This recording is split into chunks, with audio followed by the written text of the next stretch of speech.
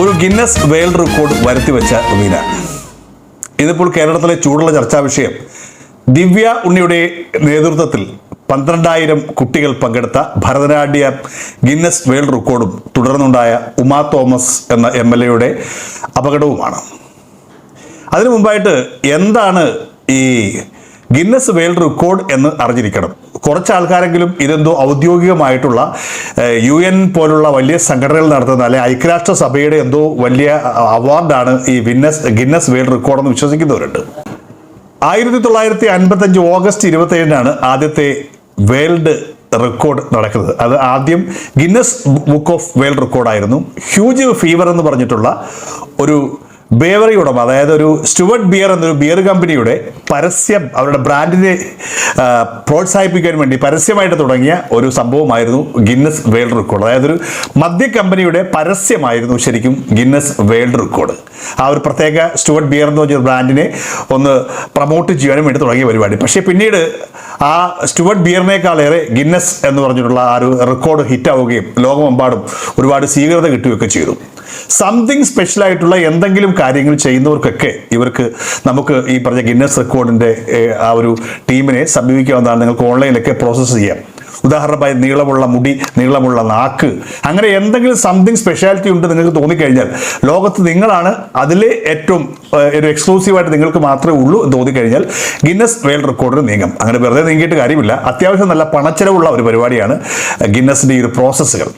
ആ പ്രോസസ്സും പണവും ഒക്കെ അടച്ച ശേഷം അമേരിക്കയിൽ നിന്ന് ഒരു ടീം ഇവിടെ എത്തി അത് പരിശോധിച്ച് ലൈവിൽ ഗിന്നസ് വേൾഡ് റെക്കോർഡ് പരിശോധിച്ച് അപ്പോൾ തന്നെ ഒരു സർട്ടിഫിക്കറ്റ് തരും. ഇനിയിപ്പോൾ അതല്ല, നിങ്ങളുടെ കഴിവ് പ്രോസസ്സൊക്കെ പ്രമാണിച്ച് ഒരു വീഡിയോ ആക്കി അവർക്ക് അയച്ചു കൊടുത്ത് പണം അയച്ചു കഴിഞ്ഞാലും അത് നിങ്ങൾ മാത്രമേ ഉള്ളൂ തോന്നിക്കഴിഞ്ഞാൽ ഗിന്നസ് റെക്കോർഡ് കിട്ടും.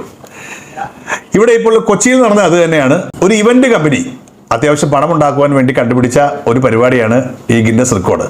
ഭരതനാട്യം എന്ന കലയെക്കുറിച്ച് നമുക്കറിയാം, ഒരുപാട് വലിയ പ്രോസസ്സാണ്. സത്യത്തിൽ കലൂർ സ്റ്റേഡിയത്തിൽ ദിവ്യ ഉണ്ണിയുടെ നേതൃത്വത്തിൽ നടന്നൊരു ഭരതനാട്യമായിരുന്നു എന്ന് സംശയിക്കേണ്ടിയിരിക്കുന്നു. ഒരു ആൾക്കൂട്ടത്തിനെ കൂട്ടിക്കൊണ്ടുള്ള ഒരു കലാപരിപാടിയായിരുന്നു. അതിനായിട്ട് വ്യത്യസ്തമായിട്ടുള്ള സ്പോൺസർഷിപ്പുകൾ കണ്ടെത്തി ദിവ്യ ഉണ്ണിയെ പോലെയുള്ള ഭരതനാട്യത്തിൽ പ്രശസ്തയായിട്ടുള്ള ഒരു ആർട്ടിസ്റ്റിനെ കണ്ടെത്തി അവരുടെ നേതൃത്വത്തിൽ 12,000 കുട്ടികളെ കൂട്ടിക്കൊണ്ട് ഒരു ഭരതനാട്യ കൂട്ടായ്മ എന്നേ പറയാൻ പറ്റുള്ളൂ നടത്തി. അത് അവരെ ബോധ്യപ്പെടുത്തി.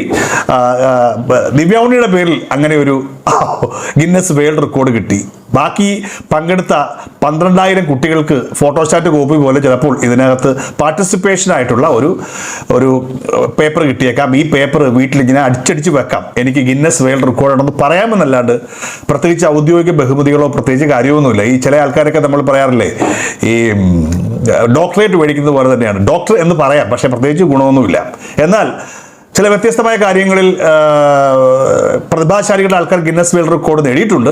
അതൊക്കെ ഇൻഡിവിജ്വൽ പെർഫോമൻസുകളാണ്. അത് പറയുമ്പോൾ ഒരു വെയിറ്റ് ഉണ്ട്. പക്ഷേ ഈ 12,000 കുട്ടികളെയും അവർ ഇതിൻ്റെ നടത്തിപ്പുകാർ പറഞ്ഞ് പഠിപ്പിച്ചത് ഇതൊരു വലിയ റെക്കോർഡാണ്. ഈ റെക്കോർഡ് കിട്ടിക്കഴിഞ്ഞാൽ ഭയങ്കര സംഭവമാണ്. അങ്ങനെയാണ് പാവപ്പെട്ട അധ്യാപകരും കുട്ടികളുമൊക്കെ 13,500 ഏറെ ഇതിനു വേണ്ടി മേടിച്ചെടുത്താണ് പറഞ്ഞത്. ഏകദേശം ഒരു 4-5 കോടി രൂപയുടെ ബിസിനസ് അക്കാര്യത്തിൽ പണം കുട്ടികളുടെ നിന്ന് പിരിച്ചടയിൽ തന്നെ കിട്ടിയിട്ടുണ്ട്. പിന്നെ സ്പോൺസർഷിപ്പിൻ്റെ കാശ് വേറെയാണ്. അങ്ങനെ ഒരു ഹ്യൂജ് എമൗണ്ട് ഓഫ് സ്പോൺസർഷിപ്പിൻ്റെ വലിയ ബിസിനസ് ആയിരുന്നു സത്യത്തിൽ കൊച്ചിയിൽ നടന്ന ഈ ഒരു ഗിന്നസ് വേൾഡ് റെക്കോർഡ്.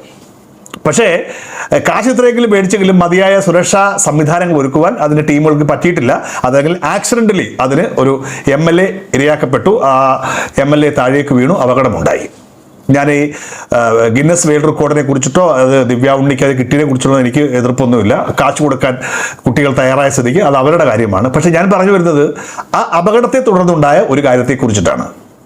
നമ്മുടെ നാടിനൊരു പ്രത്യേകതയുണ്ട്. ഒരു അപകടം ഉണ്ടായാൽ നാട്ടുകാർ മുഴുവൻ ഓടിക്കൂടും. അത് പലപ്പോഴും ബസ് ആക്സിഡൻ്റ് ആയിക്കോട്ടെ, എന്ത് ആക്സിഡൻ്റ് ആയാലും നാട്ടുകാർ അപ്പോൾ തന്നെ, അത് അവരെ കുറ്റം പറയാൻ പറ്റില്ല, ഓടിക്കൂടി. കൂടുതൽ ആൾക്കാരും ഓടിയെത്തുന്നത് ഒരു ആകാംക്ഷ മൂലമാണ്, എന്താണെന്ന് അറിയാൻ വേണ്ടിയാണ്. ചില ആൾക്കാർ അപ്പോൾ തന്നെ ഇതിൻ്റെ കാർമ്മികത്വം ഏറ്റെടുക്കും. പക്ഷേ ഈ ഏറ്റെടുക്കുന്ന ഒരാൾക്ക് പോലും പ്രാഥമിക ശുശ്രൂഷയുടെ ബാലപാഠങ്ങൾ പോലും അറിയാത്തവരാണ്. ഉമാ തോമസിനെ പോലെ ഒരാൾ മുകളിൽ നിന്ന് താഴേക്ക് വീഴുമ്പോൾ സ്വാഭാവികമായിട്ടും അവരുടെ എല്ലിനും പല്ലിനും ശരീരത്തിനുമൊക്കെ ഒരുപാട് കേടുപാട് ഉണ്ടായിട്ടുണ്ടാകും. അവിടെ തന്നെ ഒരു ആംബുലൻസ് ഉണ്ടായിരുന്നാണ് പറയപ്പെടുന്നത്. സാധാരണ ഇത്ര കണ്ടു കഴിഞ്ഞാൽ അവരെ കൊണ്ടുപോകേണ്ടത് അങ്ങനെ പൊക്കിയെടുത്ത് പല വ്യത്യസ്ത രീതിയിലല്ല.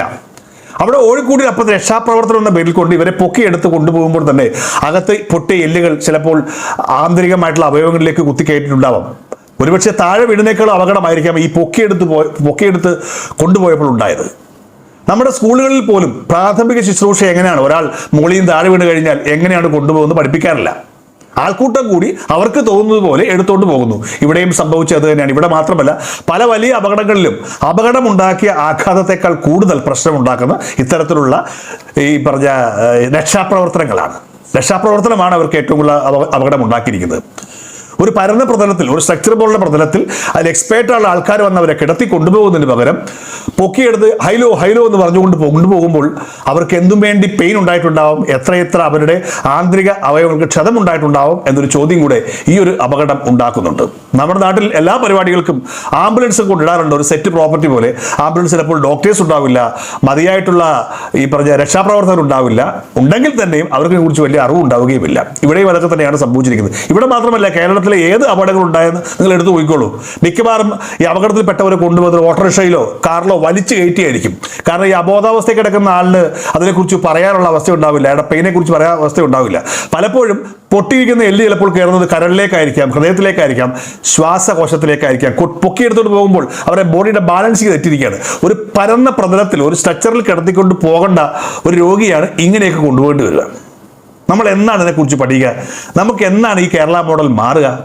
ഈ ഒരു ഉമാ തോമസ് എന്ന് പറഞ്ഞ MLA കാര്യത്തിൽ മാത്രമല്ല, കേരളത്തിലെ പല അപകടങ്ങളുടെ കാര്യത്തിലും ഇത്തരത്തിലാണ് പല പ്രശ്നങ്ങളും ഉണ്ടാകാറുള്ളത് എന്നുള്ളതാണ് സത്യം. ഇനിയെങ്കിലും നമ്മുടെ സ്കൂൾ തലം മുതൽ ഇത്തരത്തിലുള്ള കാര്യങ്ങളെക്കുറിച്ച് കൃത്യമായ ബോധം കൊടുക്കണം.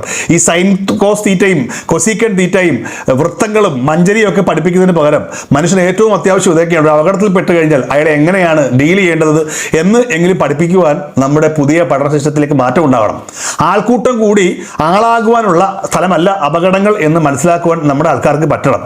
നിങ്ങൾ ചെയ്യുന്ന ചെറിയ സഹായങ്ങൾ പോലും ചിലപ്പോൾ ആ കിടക്കുന്ന രോഗിക്കുണ്ടാക്കുന്നത് വലിയ ക്ഷതമായിരിക്കുമെന്ന് മനസ്സിലാക്കാനുള്ള ഒരു അവസ്ഥ ഉണ്ടാണ്. പലപ്പോഴും നമുക്കറിയാം, പലപ്പോഴും ഇങ്ങനെ ചെയ്യുന്നത് മറ്റൊന്നും കൊണ്ടല്ല, ഇത്തരത്തിലുള്ള സിസ്റ്റം ഒന്നും പ്രവർത്തിക്കാതെ വരുമ്പോൾ എങ്ങനെയെങ്കിലും രക്ഷിക്കുവാനുള്ള ത്വരിതപ്പാടിനിടയിലാണ് ചെയ്യുന്നതെങ്കിലും നമ്മൾ ചെയ്യുന്ന ഗുണം ചിലപ്പോൾ ആ രോഗിക്ക് ദോഷമായിട്ടായിരിക്കാം ഭവിക്കുക. ഇത്തരത്തിലൊരു രോഗിയെ കിടമ്പോൾ അറ്റ്ലീസ്റ്റ് ഒരു ചെറിയ പരന്ന പ്രതലത്തിലെങ്കിലും കിടത്തിക്കൊണ്ടു പോകുവാൻ ഉള്ള ഒരു പഠനമെങ്കിലും, ഒരു മിനിമം ക്വാളിഫിക്കേഷൻ എങ്കിലും നമ്മൾ കാണിച്ചിരിക്കണം. അല്ലാണ്ട് പൊക്കിയെടുത്ത് ഇങ്ങനെ ഈ കൊല്ലം ഭാഗത്തൊക്കെ എടുപ്പ് കുതിര എടുക്കുന്നത് പോലെയല്ല ഒരു രോഗിയെ കൊണ്ടുപോകേണ്ടത്. അത് ഏത് രോഗിയായാലും ആക്സിഡന്റിൽ പെട്ട മുകളിൽ താഴേക്ക് വീണ രോഗികളെ കൊണ്ടുപോകുന്നത്, ഈ പറഞ്ഞതുപോലെ തന്നെ എല്ലൊക്കെ പൊട്ടി രോഗികളെ കൊണ്ടുപോകുന്നത് അങ്ങനെയാണെന്ന് ഉള്ള ഒരു ചിന്താഗതിയെങ്കിലും നമ്മുടെ നാട്ടുകാർക്ക് ഉണ്ടാകണം.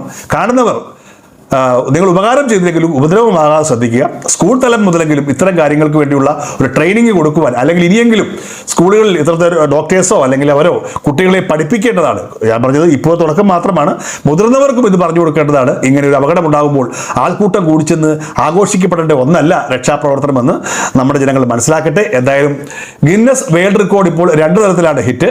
ഒന്ന് 12,000 പേരെ പറ്റിച്ചു എന്ന പേരിലുള്ള റെക്കോർഡാണെന്ന് പറഞ്ഞുകൊണ്ട് സോഷ്യൽ മീഡിയ ആഘോഷിക്കുന്നുണ്ട്. ഒപ്പം തന്നെ ഒരു MLA വിക്ടിമാക്കിയ ഗിന്നസ് റെക്കോർഡ് എന്നും പറഞ്ഞു സോഷ്യൽ മീഡിയ ആഘോഷിക്കുന്നുണ്ട്. അതിൻ്റെ മെറിറ്റിനെ കുറിച്ചും ഡീമെറിറ്റിനെ കുറിച്ചും ഞാൻ സംസാരിക്കുന്നില്ല. ഞാൻ പറഞ്ഞു വന്നത് ഈ രക്ഷാപ്രവർത്തനത്തെക്കുറിച്ചും മാത്രമാണ്.